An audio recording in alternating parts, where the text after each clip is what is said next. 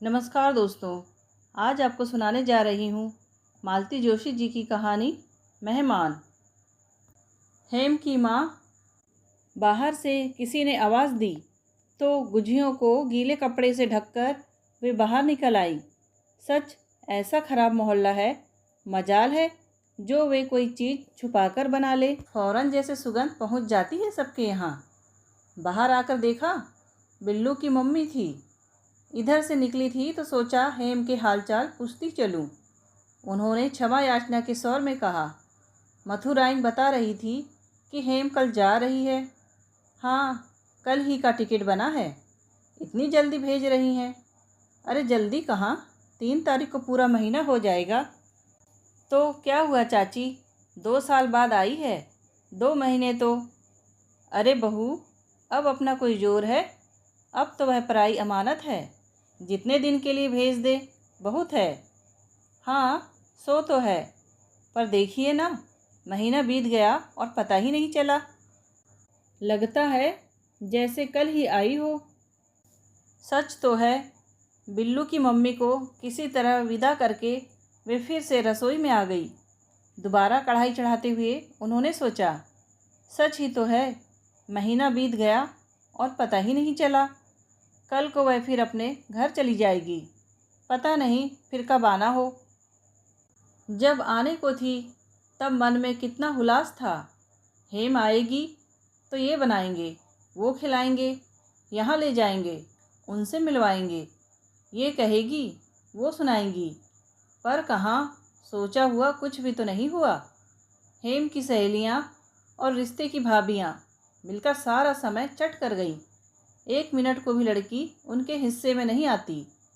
और सब तो ठीक है, पर कांची मोहल्ले वाले माईथान पर ले जाने की बड़ी साध थी, वह भी पूरी नहीं हुई। वहाँ हर मंगलवार को एक के ऊपर माई आती है। जरा पूछ ही लेती कि हेम के बेटा कब होगा। पर आजकल की लड़कियों को इन बातों में विश्वास ही कहाँ रहा है। हेम तो हाथ जोड़कर कहती है, बस अम्मा, बहुत हो गया। 2 के आगे सोचना भी अब पाप है। और फिर अब तो लड़के और लड़की में कोई फ़र्क ही नहीं रहा। बस बात वहीं दब जाती। यही क्यों, और भी तो कितनी बातें मन की मन में रह गई हैं। कहे तो कब, कैसे कहे। हेम की शादी के बाद से वे एक तरह से अकेली पड़ गई हैं। मन की बात कह सके ऐसा घर में कोई भी नहीं है। बहू से तो हर बात कही नहीं जाती ना। बहू का व्यवहार भी तो सातों दिन एक सा नहीं रहता। उस समय विजय भी कितना पराया लगने लगता है। इनसे कुछ कहने जाओ तो घुड़क देंगे। बस शुरू कर दिया ना सास बहू वाला रगड़ा। तुम लोगों को उसके बिना नींद नहीं आती। विनय तो बस खाने और सोने भर को घर में आता है। कहने को डॉक्टरी पढ़ रहा है, पर यह नहीं होता कि कभी अम्मा के पास बैठकर हालचाल ही पूछ ले। कई बार कैसा कैसा दर्द उठा करता है, कभी सीने में, कभी पेट में, कभी जोड़ जम से जाते हैं, कभी सिर पर जैसे हथौड़े से पड़ने लगते हैं, कभी पाँव मन मन भर के हो जाते हैं। तब चुपचाप पड़ी रहती हूँ। क्या करूँ? घड़ी भर पास बैठने की फुर्सत किसके पास है। बस भागम भाग मची रहती है। सबसे ज़्यादा क्लेश किए हैं हेम के बाबूजी। पेंशन क्या हुई है, मुसीबत आ गई है।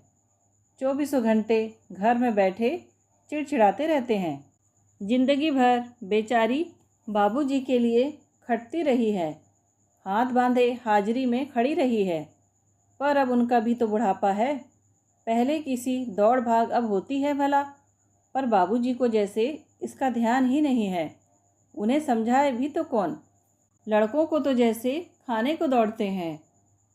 हेम ही पास बैठकर शांति से जरा समझा देती तो ठीक था, पर लड़की तो जब से आई तब से चक्कर घिन्नी सी घूम रही है।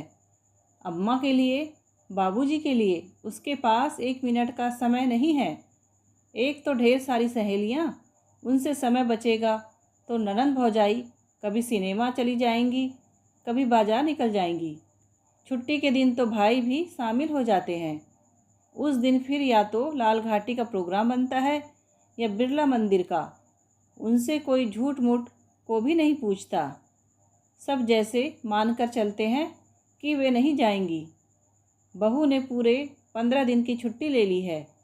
कह रही थी, माँ जी, मैंने दीदी के लिए छुट्टियाँ बचा कर रखी थी। बेचारी इतने दिनों के बाद तो आई है। यहाँ भी आकर रसोई में हलकान होती रहे, अच्छा नहीं लगता। ननंद भौजाई का ऐसा प्यार देखकर पड़ोसी ने ईर्ष्या से जल मरती हैं। कल ही मथुराइन कह रही थी, हेम की माँ, बड़ी भाग्यवान हो तुम। बहू तो सचमुच लक्ष्मी है तुम्हारी। हमारे यहाँ तो बिंदों का नाम सुनकर ही माथे पर बल पड़ जाते हैं। 3 कमाऊ वीर हैं, पर राखी भाई दूज पर 5 रुपल्ली का मनी ऑर्डर भी कोई नहीं करता।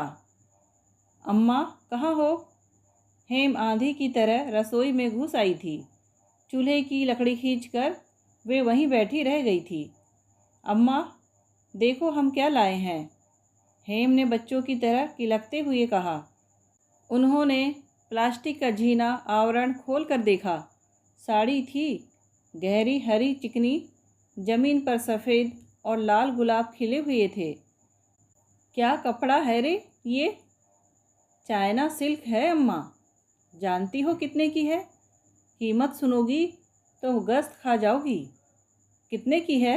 उन्होंने कांपते स्वर में पूछा। पूरे 200 की है। इतना मना करती रही पर भाभी माने ही नहीं। उनका चेहरा एकदम बुझ गया। उन्हें 50-50 के वे 2 नोट याद आए जो सुबह बाबूजी ने विजय को दिए थे। यहाँ तो अकेली साड़ी ही 200 की है। उनके दिल पर ऐसा होल बैठ गया कि रिंकी मिंटी के कपड़ों की ओर देखा तक नहीं। बेचारी अपनी अपनी फ्रॉक का डिब्बा लिए नानी के सामने खड़ी रही, फिर निराश होकर बाहर निकल गई। हेम जब कपड़े बदलने चली गई तो उनका उतरा हुआ चेहरा देखकर बहू ने पूछा, क्या हुआ मां जी, साड़ी पसंद नहीं आई क्या? नहीं रे, साड़ी तो बहुत अच्छी है, पसंद क्यों नहीं आएगी भला? पर इतनी महंगी लाने की क्या ज़रूरत थी? अब इतने दिनों बाद तो दीदी आती हैं, फिर हम कौन सी 10-5 साड़ियाँ दे रहे हैं?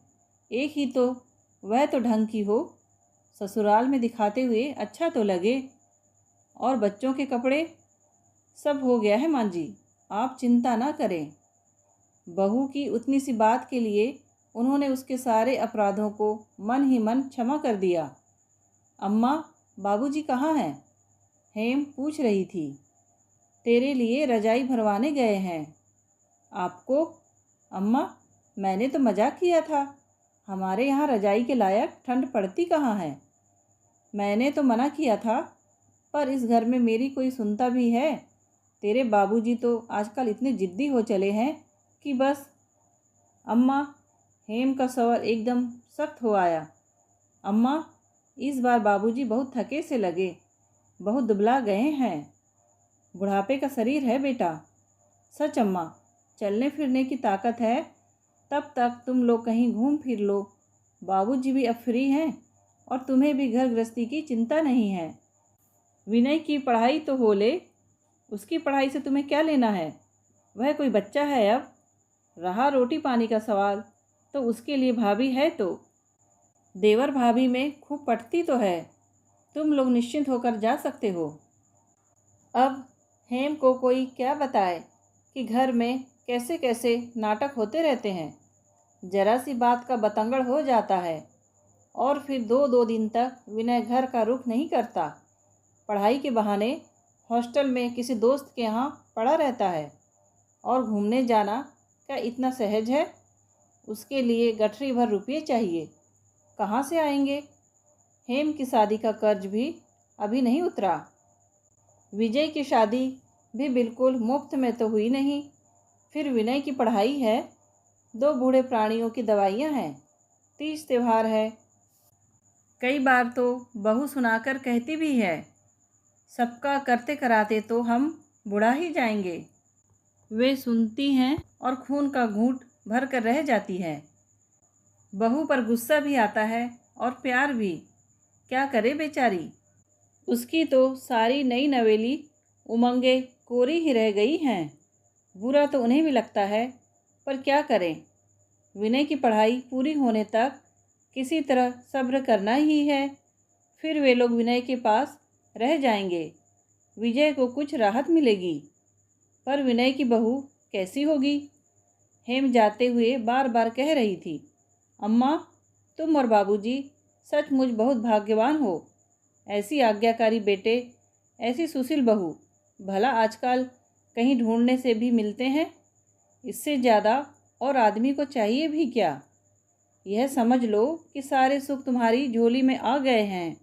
बस अब प्रेम से भजन पूजन करती रहो। उन्होंने कोई प्रतिवाद नहीं किया।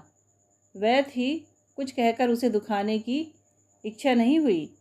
बेचारी खुशी खुशी जा रही थी, निश्चिंत भाव से विदा हो रही थी। उसका मन क्यों खराब करे? उसके अपने घर में क्या कम परेशानियां हैं। लखवे की मारी सास है, करकस जेठानी है, बेहाने को बैठी 2 ननंदे हैं। यहाँ बेचारी के 4 दिन हंसी खुशी में कट गए। बहुत हुआ। सुबह सुबह मकान मालकिन ने हेम को चाय पर बुलाया था। यह उनका हमेशा का दस्तूर था। चलते समय हेम को ब्लाउज पीस और बच्चों को रुपये भी दिए थे। हेम सदा की तरह उनका गुणगान करते हुए ही लौटी थी। उस समय यह बात उनके होठों तक आते आते रह गई थी कि मालकिन की चिकनी चुपड़ी बातों में कोई दम नहीं है। उन्हें मकान खाली करने का नोटिस मिल चुका है। 2 महीने की मोहलत मिली है। सब जानते हैं कि 2 महीने में कोई चमत्कार नहीं हो जाएगा।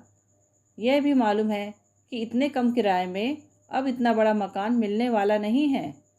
300 देने के बाद भी 3 कमरे ढंग के नहीं मिलते।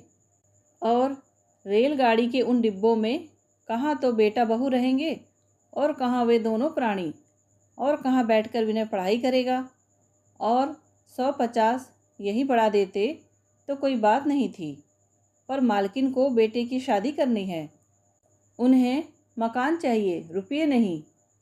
हेम से यह सारी गाथा कह भी देती तो क्या हो जाता, पर नहीं कहा गया। स्टेशन से लौटते उन लोगों को 9 बज गए थे।